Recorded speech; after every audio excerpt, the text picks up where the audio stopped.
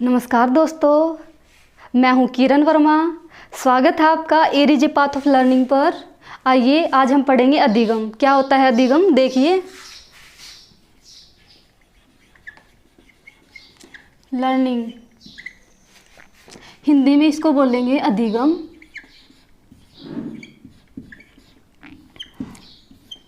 देखिए साथियों, ये टॉपिक एग्ज़ाम की दृष्टि से बहुत महत्वपूर्ण है और इस टॉपिक से एग्ज़ाम में बार बार क्वेश्चन बने हैं। हम देखेंगे कि इस टॉपिक से एग्ज़ाम में कैसे क्वेश्चन पूछे जाते हैं और कैसे कैसे क्वेश्चन बने हैं। मैं आपसे पूछती हूँ, एक क्वेश्चन करती हूँ कि अधिगम क्या होता है, बताइए। आप में से ज़्यादातर साथी ऐसे होंगे जो बताएंगे अधिगम क्या है, सीखना।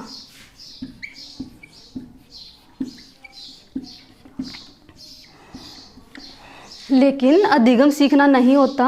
अधिगम का अर्थ सीखना है, लेकिन ये संकुचित अर्थ है।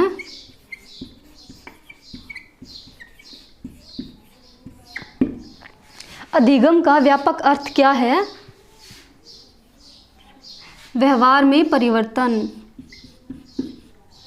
व्यवहार में परिवर्तन।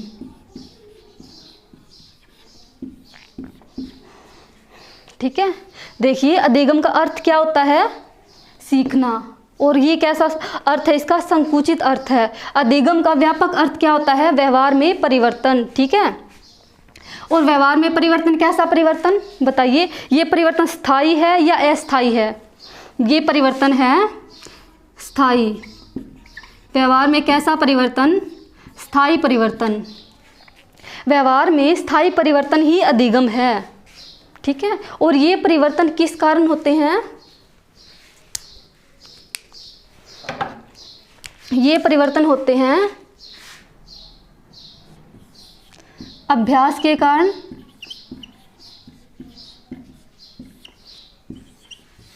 अनुभव के कारण और प्रशिक्षण के कारण।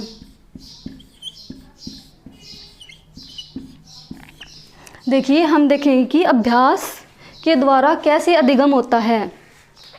मान लीजिए आपको साइकिल चलानी नहीं आती, ठीक है, और आपको नहीं पता कि साइकिल का हैंडल कैसे संभालना है और उसके ऊपर कैसा बैलेंस बनाना है, आपको नहीं पता।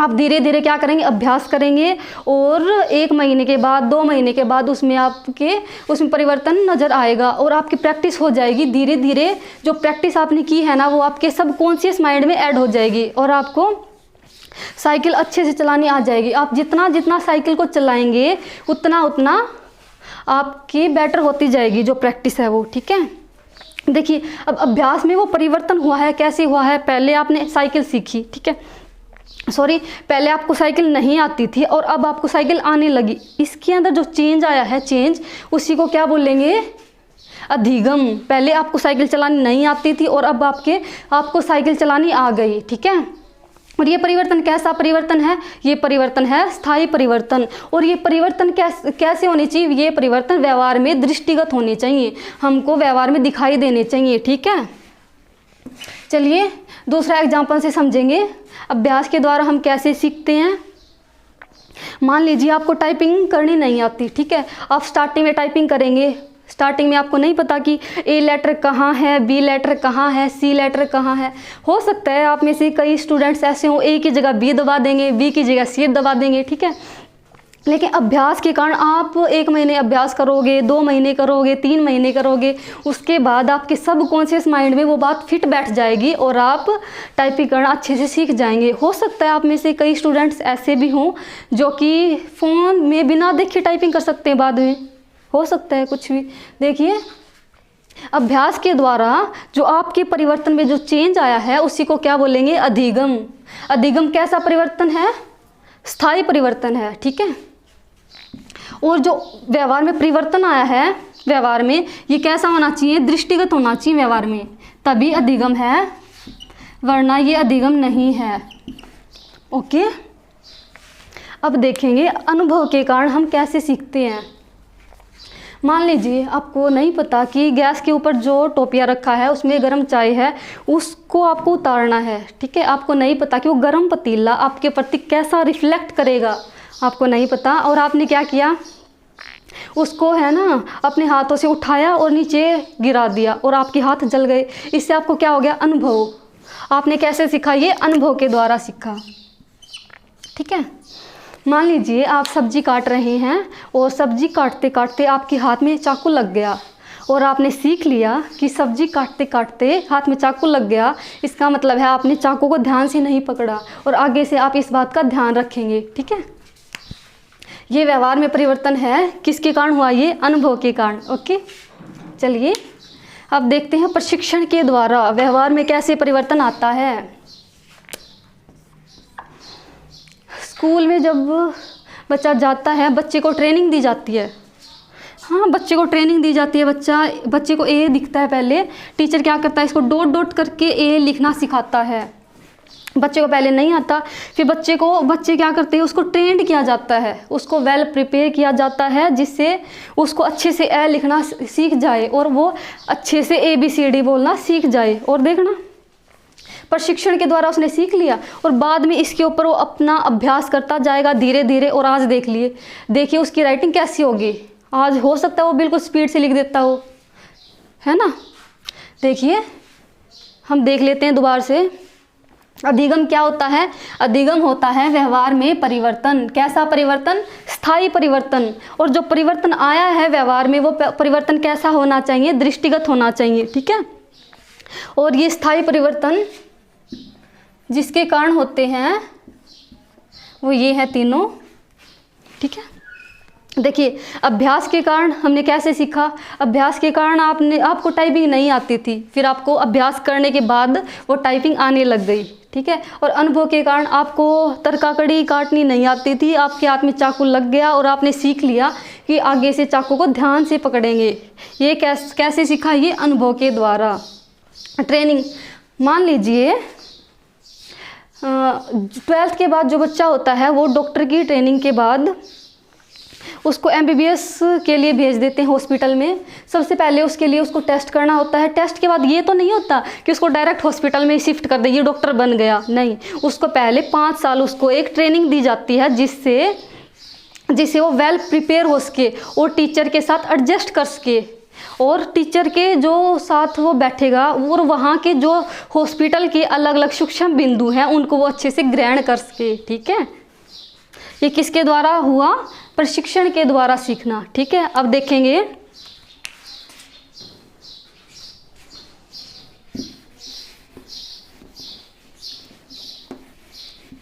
अस्थायी परिवर्तन किसके कारण होता है। व्यवहार में अस्थायी परिवर्तन किसके कारण होते हैं।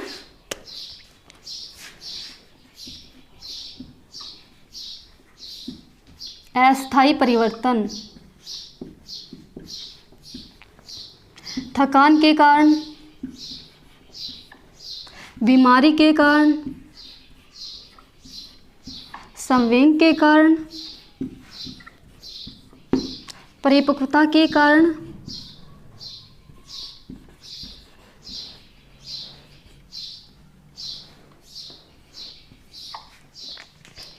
और मूल प्रवृत्तियों के कारण,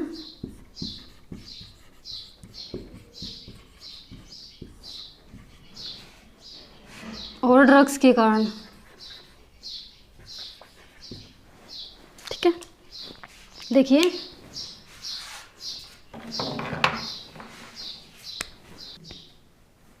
आइए देखते हैं अस्थायी परिवर्तन क्या होते हैं। अस्थायी परिवर्तन वो होते हैं जो थोड़े टाइम के बाद गायब हो जाएं। और पहले तो परिवर्तन आएगा लेकिन थोड़े टाइम के बाद वो परिवर्तन नहीं रहेगा। उन्हीं परिवर्तनों को क्या बोलेंगे, अस्थायी परिवर्तन। देखिए थकान के कारण कैसे परिवर्तन आता है। आपने सारा दिन काम किया, आप थक गए, ठीक है। और आपकी चाल में, ढाल में, आपके बोलने के तरीके में, और हो सकता है कि आप पहले जितना कार्य कर रहे थे अब ना कर रहे हो। आपकी कैपेसिटी, कार्य करने की जो कार्य क्षमता है वो अब आपकी कम हो गई है। ये आप में परिवर्तन आया थकान के कारण। लेकिन आपने थोड़ी देर रेस्ट किया, रेस्ट करने के बाद आप वैसे ही हो गए और वो परिवर्तन गायब हो गया, ठीक है। आइए देखते हैं बीमारी के कारण कौन सा परिवर्तन आएगा।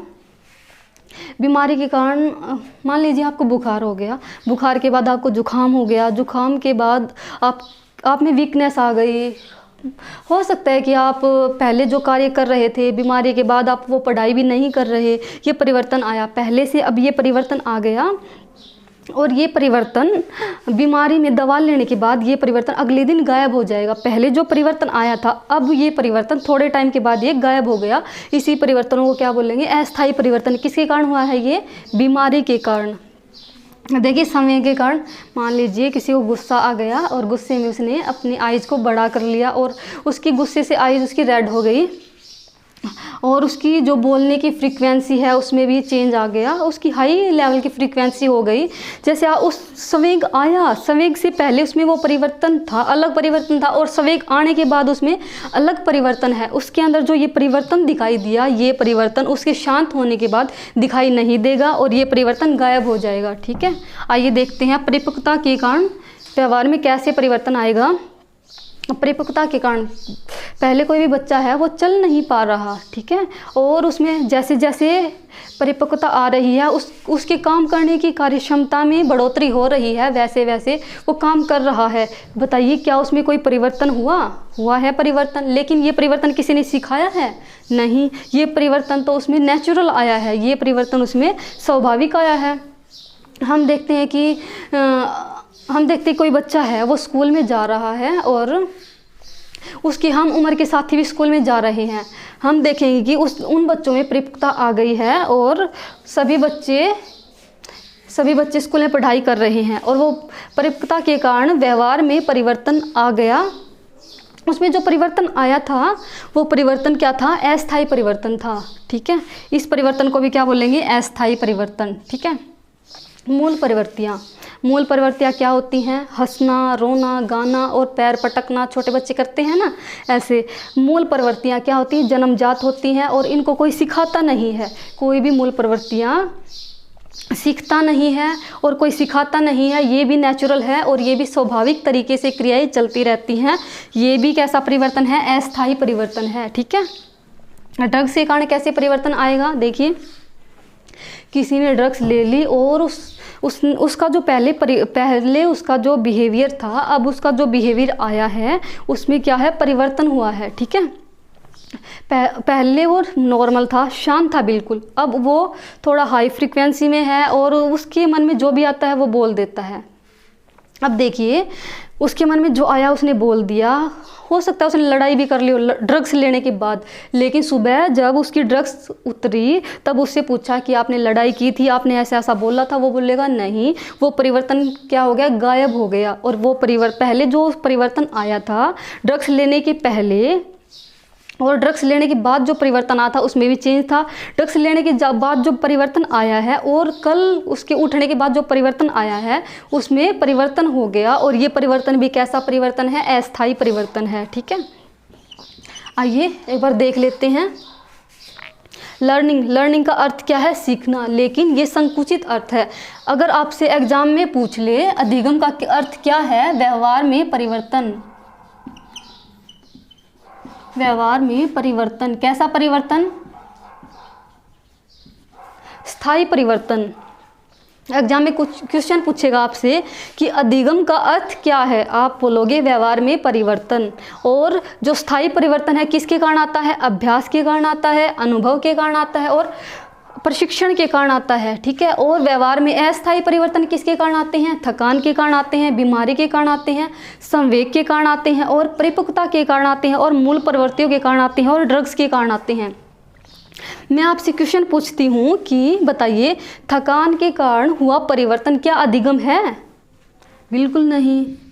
अगर एग्जाम में क्वेश्चन पूछ ले बीमारी के कारण व्यवहार में आए परिवर्तन को अधिगम कहेंगे? नहीं। अगर एग्जाम में पूछ ले संवेग के कारण व्यवहार में हुआ परिवर्तन क्या अधिगम है? नहीं। ये परिवर्तन भी क्या परिवर्तन है? अस्थायी परिवर्तन है। परिपक्वता के कारण, ये रीट 2017 में पूछा गया था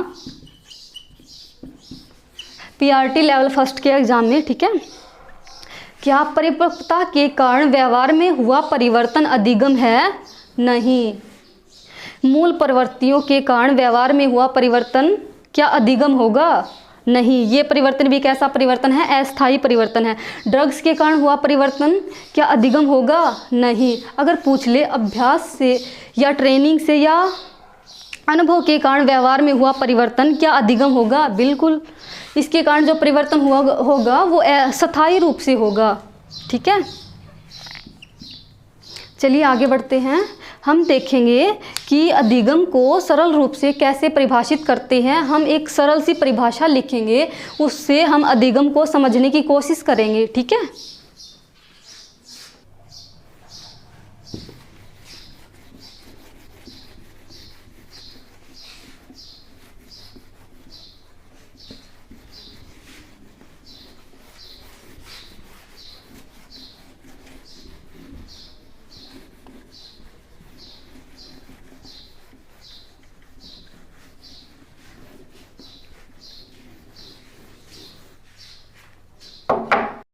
आइए देखते हैं अधिगम की परिभाषा। अधिगम से तात्पर्य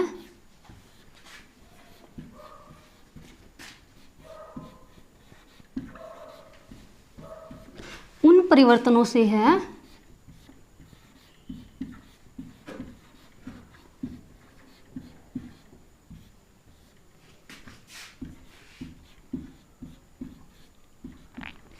जो व्यक्ति में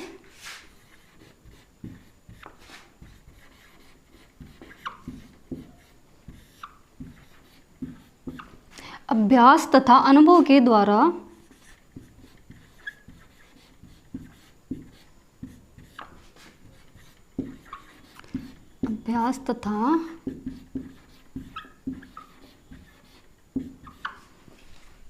अनुभव के द्वारा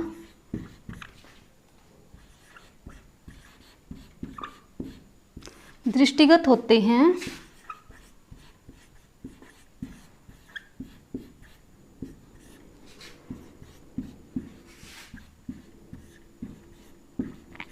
और बच्चों को समायोजन में मदद करते हैं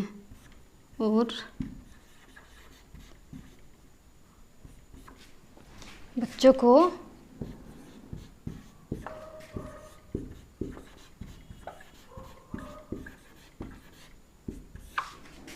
समायोजन में मदद करते हैं। देखिए, अगर आपने ये परिभाषा समझ ली तो अधिगम का कंसेप्ट आपका क्लियर हो जाएगा। देखिए, अधिगम से तात्पर्य उन परिवर्तनों से है जो व्यक्ति में अभ्यास तथा अनुभव के द्वारा दृष्टिगत होते हैं और बच्चों में समायोजन में मदद करते हैं। ठीक है, देखिए, अधिगम से तात्पर्य उन परिवर्तनों से है। पहले कोई भी चीज़ थी, अब कोई भी चीज़ है, उसमें लगातार क्या हुआ? परिवर्तनों से है जो व्यक्ति में अभ्यास हमने समझा था, अभ्यास के द्वारा टाइपिंग सीखी थी और गाड़ी चलाना सीखा था, और हम कोई भी साइकिल चलानी सीखते हैं तो किसके कारण? अभ्यास के द्वारा। और अनुभव के द्वारा हमने एग्जाम्पल समझा था, तरकाकड़ी काटी थी, सब्जी काटी थी चाकू से, और क्या किया था? अनुभव के द्वारा। हम अचानक से अनुभव के द्वारा सीखते हैं। ठीक है, देखिए, परिवर्तन किसके कारण होंगे? अभ्यास और अनुभव के द्वारा परिवर्तन होंगे। और वो परिवर्तन कैसे होंगे? दृष्टिगत। हमारे व्यवहार में क्या दिखाई देंगे परिवर्तन। ठीक है, और बच्चों को समायोजन में मदद करते हैं। समायोजन, देखिए, समायोजन कोई लंबी चौड़ी टर्म नहीं है, ये एक छोटा सा वर्ड है। समायोजन मतलब एडजस्ट करना। जैसे आप ये वीडियो देख रहे हैं, ये आपका क्या है? समायोजन। आप समायोजन के लिए ये वीडियो देख रहे हैं ताकि आपके जो लर्निंग से रिलेटेड जो क्वेश्चन है वो एग्जाम में सोल्व हो जाए। पहले आपके जो लर्निंग से रिलेटेड जो भी क्वेश्चन थे वो सोल्व नहीं हो रहे थे। ये परिवर्तन, ये पहले आपका व्यवहार था, लेकिन अब आपको आपकी ये क्लास देखने के बाद ये परिवर्तन नज़र आए और ये जो लर्निंग से रिलेटेड जो भी क्वेश्चन थे वो सोल्व हो रहे हैं, ये परिवर्तन कैसा है। और इनके द्वारा आप परीक्षा में अच्छे मार्क्स ले लेते हैं और एक अच्छे अध्यापक बन जाते हैं और फिर क्या करते हैं, जो भी अच्छे जो गवर्नमेंट टीचर हैं उनकी श्रेणी में आ जाते हैं और आप अपने आप को समाज में समायोजित कर लेते हैं, समायोजन। ठीक है, देखिए अधिगम की परिभाषा एक बार देख लेते हैं। अधिगम से तात्पर्य उन परिवर्तनों से है, कौन से परिवर्तन, जो किसके कारण होते हैं, अभ्यास तथा अनुभव के कारण परिवर्तन आते हैं और व्यवहार में दृष्टिगत होते हैं। अगर दृष्टिगत नहीं हुए तो वो अधिगम नहीं होगा। ठीक है, होते हैं और बच्चों को समायोजन में मदद करते हैं। ठीक है, आइए अब हम जानेंगे कौन कौन से साइकोलॉजिस्ट हैं जिन्होंने अधिगम के बारे में परिभाषाएं दी हैं, हम उनको समझेंगे। आइए देखते हैं।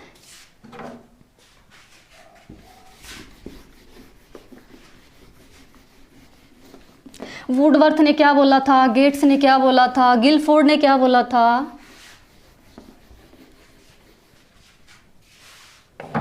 ये परिभाषाएं याद भी करनी है। ठीक है, ये एग्जाम में पूछी गई है कई बार।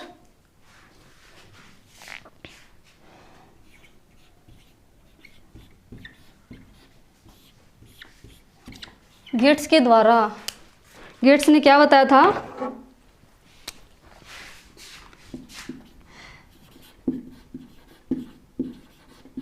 अनुभव तथा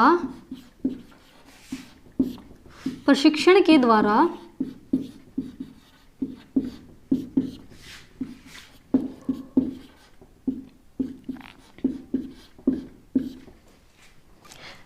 व्यवहार में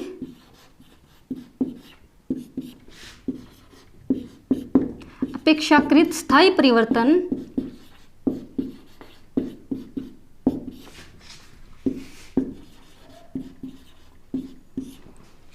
अपेक्षाकृत स्थायी परिवर्तन ही अधिगम है।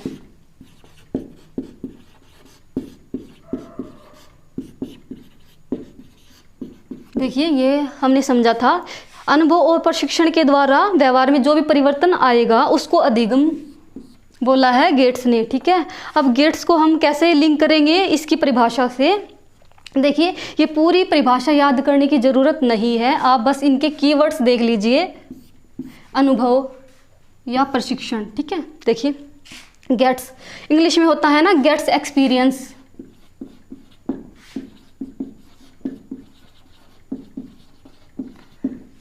अनुभव प्राप्त करना। ठीक है, गेट्स एक्सपीरियंस, गेट से गेट्स और एक्सपीरियंस से अनुभव, गेट्स एक्सपीरियंस। एग्जाम में पूछ ले, अनुभव तथा प्रशिक्षण के द्वारा व्यवहार में अपेक्षाकृत स्थायी परिवर्तन ही अधिगम है, यह परिभाषा किसकी है। अनुभव, अनुभव वर्ड आ गया तो फिर गेट्स एक्सपीरियंस, अनुभव गेट्स अनुभव। ठीक है, आइए अगली परिभाषा देखते हैं।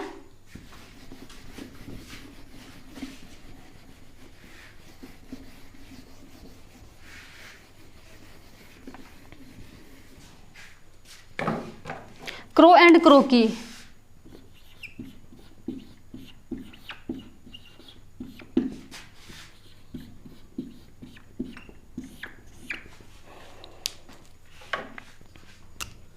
आदतों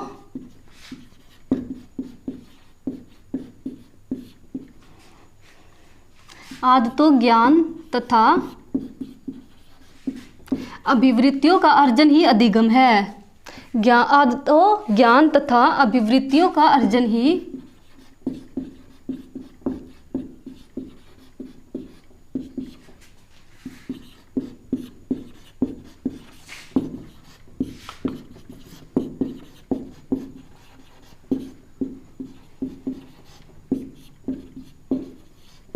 देखिए कैसे समझेंगे। आदतों, कोई भी हमने आदत सीख ली, जैसे पेरेंट्स बच्चों को सिखाते हैं ना, ब्रश करना, कंघी करना बालों में। ठीक है, ये आदतें। और ज्ञान, मैथ में अलग अलग कंसेप्ट होते हैं, हम उनको गेन करते हैं, ये क्या हो गया, ज्ञान। ज्ञान को हमने क्या किया, अर्जन किया। और अभिवृत्तियाँ, अभिवृत्तियाँ होती हैं हमारे सोचने का तरीका कि वो चीज़ कैसी है, उसने मेरे साथ कैसा व्यवहार किया और हमें उसके प्रति कैसा व्यवहार करना है, ये क्या है, अभिवृत्तियाँ। ठीक है, आदतों ज्ञान तथा अभिवृत्तियों का अर्जन ही अधिगम है। ये बात किसने बोली थी, क्रो एंड क्रो ने। ज़्यादातर जो क्रो की परिभाषाएं होती हैं उसमें 3 वर्ड होते हैं, आप याद रखना, इसमें भी 3 वर्ड्स हैं। देखिए, आदतें ज्ञान और अभिवृत्तियाँ, 3 वर्ड्स हैं इसके अंदर भी, ठीक है, याद हो जाएगा। क्रो एंड क्रो, इसमें भी 3 वर्ड्स हैं लगातार, और इसमें भी 3 वर्ड्स हैं। आदतों, ज्ञान तथा अभिवृत्तियों का अर्जन ही अधिगम है, ठीक है। गिलफोर्ड की परिभाषा देखते हैं।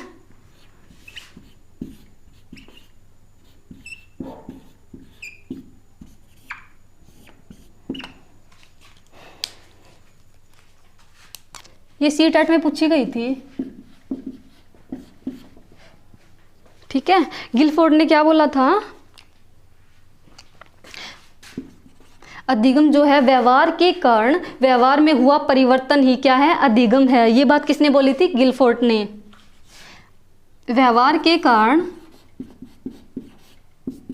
व्यवहार के कारण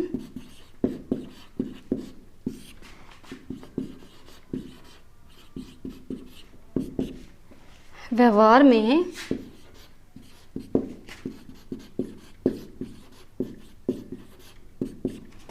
परिवर्तन ही अधिगम है।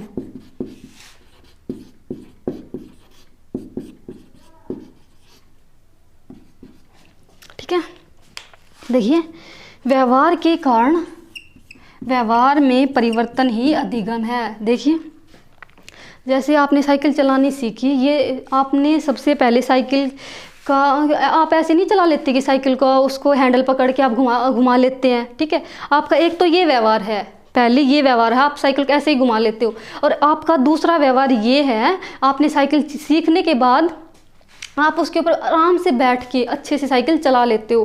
पहले जो व्यवहार था उसमें भी परिवर्तन हुआ, व्यवहार के कारण। जो पहले व्यवहार था उसको साइकिल चलानी नहीं आती थी, वो जो व्यवहार था उस व्यवहार में क्या हो गया, परिवर्तन। उसको वो क्या बोला है, अधिगम, ठीक है। अब देखिए कैसे याद रखेंगे इसको। कोई भी एक बच्चा है, उसका नाम गोलू है, ठीक है। उसके साथ किसी ने लड़ाई कर ली और गोलू ने उसके व्यवहार को देखकर उसके व्यवहार में क्या आ गया, परिवर्तन। गोलू के साथ किसी ने लड़ाई कर ली और उसके व्यवहार में क्या आ गया, परिवर्तन। इसके व्यवहार के कारण गोलू के व्यवहार में परिवर्तन आ गया और गोलू ने क्या किया, उसका सिर फोड़ दिया, ठीक है। फोड़ने से याद रखना, गिलफोर्ड, फोर्ड, ठीक है। देखिए, व्यवहार के कारण व्यवहार में परिवर्तन, व्यवहार के कारण इसके व्यवहार में क्या हुआ था, परिवर्तन, ठीक है। और उस परिवर्तन से उसने क्या किया था, उसका सिर फोड़ दिया था। सिर फोड़ने से क्या है, फोड़ना, ठीक है। ये इसे लिंक कर लेना, ये परिभाषा याद हो जाएगी आपको, ठीक है। देख लेते हैं दोनों परिभाषाएं। क्रो एंड क्रो की परिभाषा, आदतों, ज्ञान तथा अभिवृत्तियों का अर्जन ही अधिगम है। किसने बोली थी ये बात, क्रो एंड क्रो ने। व्यवहार के कारण व्यवहार में हुआ परिवर्तन ही अधिगम है, किसने बोली थी ये बात, गिलफोर्ड ने।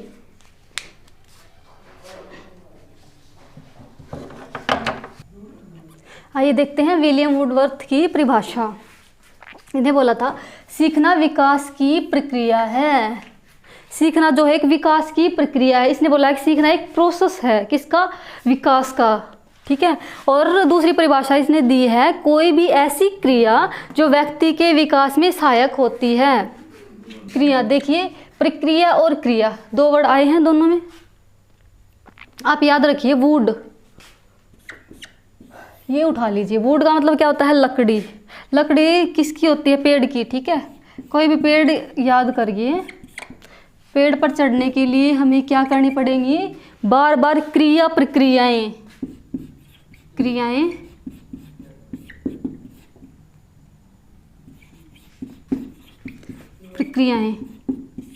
ठीक है, याद रह जाएगा।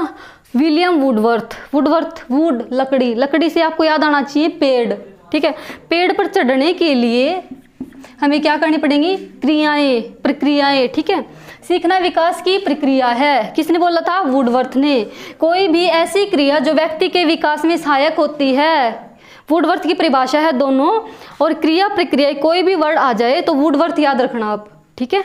आइए आगे देखते हैं स्किनर की। स्कीन, आप इसमें से एक वर्ड उठा लीजिए, स्किन, ठीक है। देखिए, हमारी स्किन ऐसी होती है, कहीं भी चले जाएं क्या कर लेती है, अनुकूलन, ठीक है। व्यवहार में उत्तरोत्तर अनुकूलन की प्रक्रिया ही अधिगम है। देखिए, सबसे पहले हमें राइटिंग करते वक्त क्या हाथ का यूज करना पड़ता था, अब कोई भी मैसेज टाइप करते वक्त हमें फ़ोन का यूज करना पड़ता है। देखिए, टाइम के साथ साथ हमें क्या करना पड़ता है, अनुकूलन। सबसे पहले लिखने के लिए हाथ, ठीक है, फिर फ़ोन, फिर लैपटॉप। हम सिचुएशन के अकॉर्डिंग क्या कर रहे हैं, अनुकूलन, एडजस्टमेंट कर रहे हैं। इसने बोला है, स्किनर ने, व्यवहार में उत्तरोत्तर अनुकूलन ही की प्रक्रिया ही अधिगम है। ठीक है, याद रह जाएगा। स्किन से क्या रहेगा, अनुकूलन। किंग्सले गैरी की परिभाषा देखिए, किंग्सले का से आप याद रखिए किंग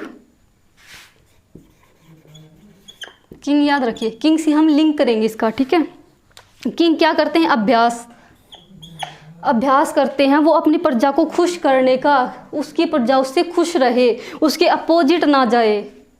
किंग से आप याद रखिए अभ्यास। ठीक है, देखिए किंग्सले की परिभाषा, अभ्यास के फलस्वरूप नवीन तरीके से व्यवहार में परिवर्तन लाने की प्रक्रिया ही अधिगम है। अभ्यास के कारण, अभ्यास करते हैं हम, नवीन तरीके से व्यवहार में परिवर्तन होता है। हमने देखा था एग्जाम्पल में, टाइपिंग करना सीख रहे थे नवीन तरीके से। ठीक है, और उसके बाद व्यवहार में क्या हुआ, परिवर्तन। पहले हमको टाइपिंग नहीं आती थी और उसके बाद हमको टाइपिंग आने लगी। उसके अंदर जो क्या हुआ, परिवर्तन। पहले जो व्यवहार था, अब जो व्यवहार है उसमें क्या हुआ, परिवर्तन। वो परिवर्तन ही क्या है, अधिगम। ठीक है, आइए देख लेते हैं। वुडवर्थ से याद रखना, वुड लकड़ी, लकड़ी से पेड़, पेड़ पर चढ़ने के लिए हमें क्या करनी पड़ेगी, बार बार क्रियाएं और प्रक्रियाएं। ठीक है, स्किनर, स्किन से याद रख ले स्किन। ठीक है, स्किन क्या कर लेती, कहीं भी कर लेती है, अनुकूलन। क्या कर लेती है, अनुकूलन, यानी कि एडजस्टमेंट। ठीक है, किंग्सले, किंग क्या होता है, राजा होता है। और राजा क्या करता है, अभ्यास करता है कि उसकी जनता जो है वो उसे खुश रहे और उसके अपोजिट ना जाए। ठीक है, हो जाएगी याद। चलिए आगे हम करेंगे अधिगम की विशेषताएं। जो अधिगम की विशेषताएं हैं वो हमने एनसीईआरटी से ली हैं और बड़े ही सरल तरीके से हम समझेंगे। ठीक है,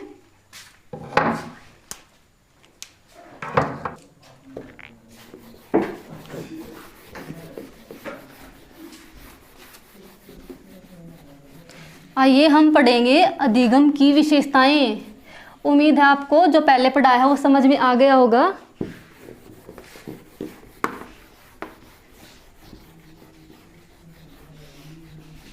ये परिभाषाएं ऐसे याद नहीं होती, इनको लिंक करना पड़ता है। ठीक है, आप लिंक से अच्छे से याद कर सकते हैं इसको। अब करें अधिगम की विशेषताएं।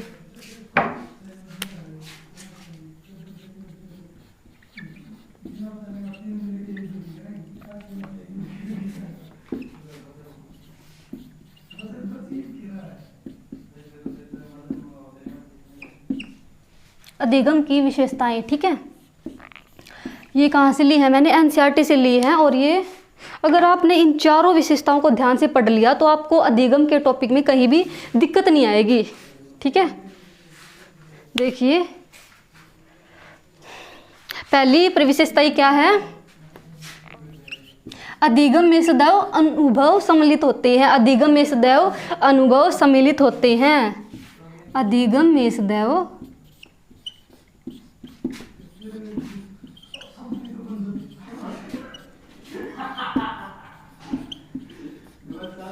अनुभव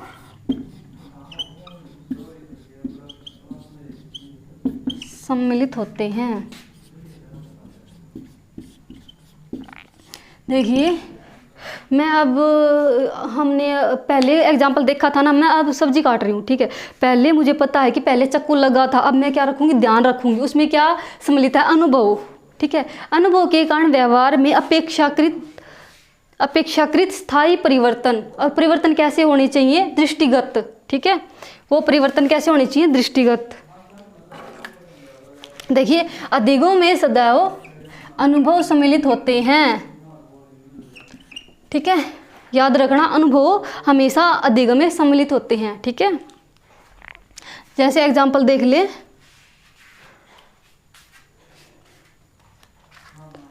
हम कोई भी काम कर रहे हैं। ठीक है, और हमको नहीं पता कि वो काम कैसे होएगा। ठीक है, और उसके बाद वो काम हमारे प्रति क्या रिफ्लेक्ट करेगा, एकदम से हमको समझ आ जाएगा और वो बात हमें लाइफ टाइम तक याद रहेगी। ठीक है, देखिए इसकी सेकंड विशेषताएं लिखते हैं।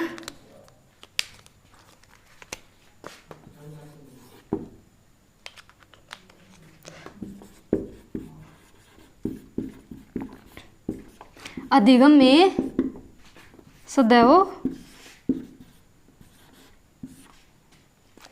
परिवर्तन होते हैं। परिवर्तन कैसे? स्थायी। अधिगम में सदैव स्थायी परिवर्तन होते हैं।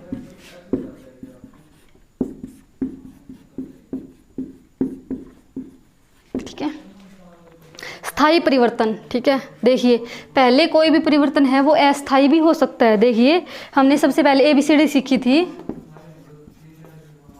वो ABCD का यूज हम आज भी कर रहे हैं। ये ABCD सीखना हमारा पहले हो सकता है थोड़ा बहुत अस्थायी, हम भूल भी जाते हो, लेकिन अब ये अस्थायी है, हम आज भी यूज करते हैं। राइटिंग करते हैं तब ABCD इंग्लिश लेटर्स में यूज करते हैं ना, लाइफ टाइम यूज करेंगे हम ABCD का। 1 2 3 लगा लीजिए। काउंटिंग, ठीक है, काउंटिंग का भी हम पहले यूज करते थे और अब भी यूज कर रहे हैं। ठीक है, देखिए आप जो वीडियो देख रहे हैं सोफे पे या बेड के ऊपर बैठकर, आपके रूम में एक स्विच होगा। ठीक है, आपके कमरे की लाइट जाने के बाद भी आप उस स्विच पर क्लिक कर देते हैं और आपको पता भी नहीं होता कि पंखे का स्विच कौन सा है, आपको नहीं पता होता। आपने बार बार अभ्यास किया कि ये पंखे का स्विच है, और आप अगली बार नेक्स्ट टाइम हो सकता है आपने 10 बार प्रैक्टिस की हो, 30 बार की हो सकता है कई बार भी। ठीक है, फिर आपकी मेमोरी में, अचेतन मन में वो फिट हो गया कि पंखे का बटन ये है। हम बिना ध्यान दिए अब उस पंखे को बिना ध्यान दिए चला लेते हैं। ठीक है, जैसे हम कहीं भी जाते हैं, स्टार्टिंग में हम रास्ता देखते हैं कि इस गली में मुड़ना है, उस गली में मुड़ना है।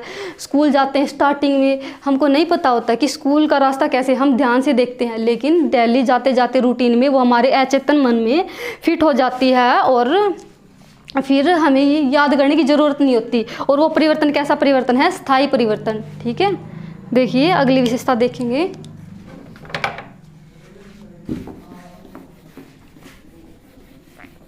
अधिगम में मनोवैज्ञानिक क्रम सम्मिलित होते हैं। अधिगम एक क्रम से होता है। ठीक है,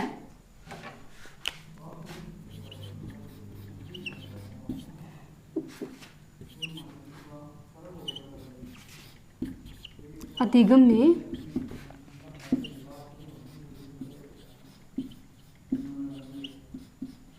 मनोवैज्ञानिक क्रम होता है।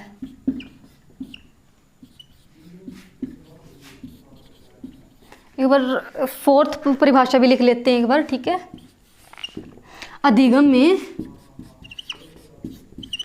अनुभव सम्मिलित होते हैं।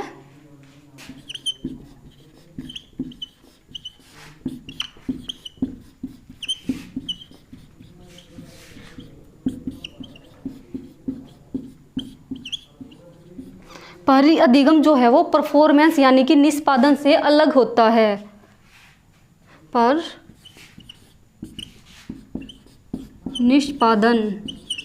निष्पादन को बोलते हैं परफॉर्मेंस।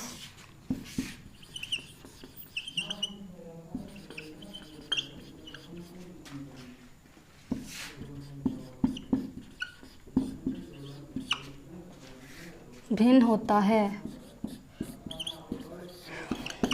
आइए देखते हैं, आप कोई ये क्लास देख रहे हैं। ठीक है, आपसे पहले मनोविज्ञान के क्वेश्चन सोल्व नहीं हो रहे थे और आज ये क्लास करने के बाद ये क्वेश्चन सोल्व हो रहे हैं। ठीक है, उसके देखिए आपने सबसे पहले देखा कि पहले क्वेश्चन सोल्व नहीं हो रहे थे। मेरे को एरिक्सन का सिद्धांत आ गया, उसके 8 स्टेजेज आ गई, प्याजे की चारों विषय जो अवस्थाएं थी वो याद हो गई, और कोलबर्ग की 3 नैतिक अवस्थाएं आपको याद हो गई। आपको क्या क्या सीखने को मिला? आप क्या देख रहे हैं? क्रम से देख रहे हैं कि मुझे पहले क्या नहीं आता था और मेरा अब कौन सा टॉपिक स्ट्रांग हो रहा है। ठीक है, ये क्या हम देख रहे हैं? क्रम से। ये परिवर्तन कैसे होता है? क्रम से परिवर्तन होता है। ठीक है, आइए अगली देखते हैं कैसे होता है ये क्रम से, मनोवैज्ञानिक क्रम से। याद रखना। ठीक है, एग्जाम में पूछा जा सकता है कि अधिगम क्रम से होता है या नहीं। ठीक है, आपको बोलना है होता है, हाँ पे क्लिक करके आना। ठीक है, अधिगम अनुभव, अधिगम में क्या होता है, अनुभव सम्मिलित होते हैं, ठीक है, पर निष्पादन से भिन्न होता है। सॉरी,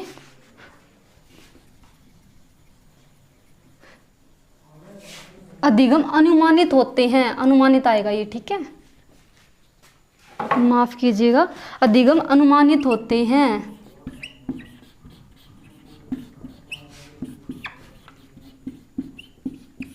देखिए क्लास में टीचर जो है वो पढ़ा रहा है कि हमारी हिंदी की 22 भाषा कौन कौन सी हैं, ठीक है। सर को पता है कि सभी बच्चे अच्छे से समझ रहे हैं और सभी को अच्छे से समझ आ भी गया, लेकिन परफॉर्मेंस यानी कि उनका टेस्ट लेते वक्त या कि उनसे पूछते वक्त किसी बच्चे ने आंसर नहीं दिया। हो सकता है कि सभी आधे आंसर ना दे, आधे सुना दे, हो सकता है किसी बच्चे ने सुनाया। देखिए अधिगम के लिए, अधिगम क्या अनुमानित होते हैं, ठीक है, टीचर ने अनुमान लगा लिया कि सभी बच्चों को समझ आ गया, लेकिन परफॉर्मेंस से अलग होता है। जिस बच्चे की, हम ये नहीं बोलेंगे कि जिस बच्चे ने सुनाया नहीं उसको अधिगम नहीं हुआ, ठीक है। हो सकता है कि उसको कोई दिक्कत हो बोलने में, या वो लोगों के सामने प्रेजेंट नहीं कर पा रहा हो, क्लास में उसको बोलने में थोड़ी झिझक महसूस हो रही हो, ठीक है। ये नहीं कहेंगे कि उसको अधिगम नहीं हुआ, अनुमान तो लगा सकते हैं अधिगम का, लेकिन ये निष्पादन से भिन्न होता है। किसी बच्चे ने बोल दिया कि हिंदी की 22 भाषाओं के नाम, ठीक है, हिंदी, संस्कृत, पंजाबी, मराठी, गुजराती, उर्दू, ओडिया, असमिया, बांग्ला, कश्मीरी, नेपाली, कोंकणी और नेपाल भोजपुरी, ठीक है, और बोडो, डोगरी, मैंथाली, सैंथाली, ठीक है।